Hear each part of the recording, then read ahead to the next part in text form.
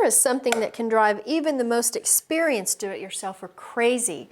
Trying to remove a screw when the screw head is worn down or the slot is badly damaged.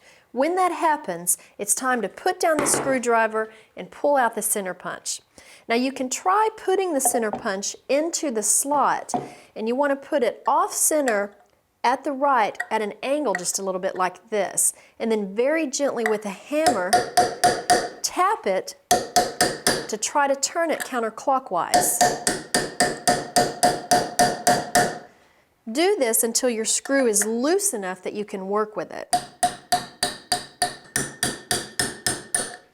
Once you have the screw loosened, you can take a pair of channel locks or a pair of pliers to remove the screw. With a little ingenuity, you can save yourself a lot of frustration.